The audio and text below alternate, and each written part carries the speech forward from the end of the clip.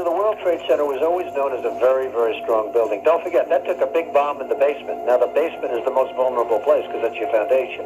And it withstood that. And I got to see that area about 3 or 4 days after it took place because one of my structural engineers actually took me for a tour because he did the building. And I said, I can't believe it. The building was standing solid and half of the columns were blown out. I mean, so this was an unbelievably powerful building.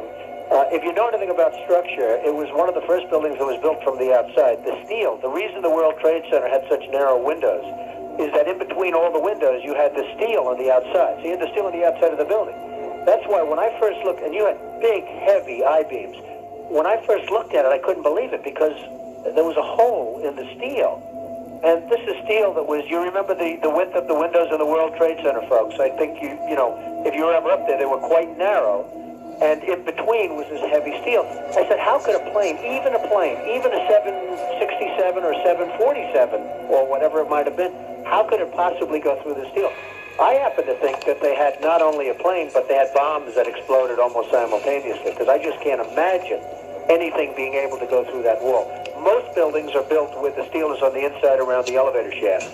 This one was built from the outside, which is the strongest structure you can have.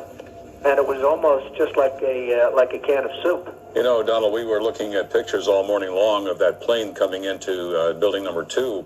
And when you see that approach the far side, and then all of a sudden, within a matter of a millisecond, the explosion pops out the other side. Right.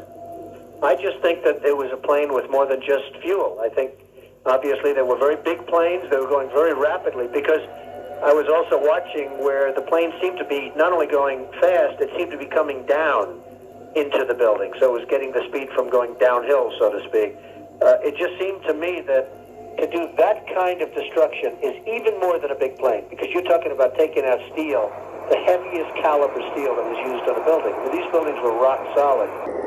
And, you know, it's just an amazing thing. And, you know, it's just an amazing thing. This country is different today. This country is different today. This is really the worst attack we've ever had. This is worse than Pearl Harbor. This is worse than the World Trade Center. There's never been an attack like this.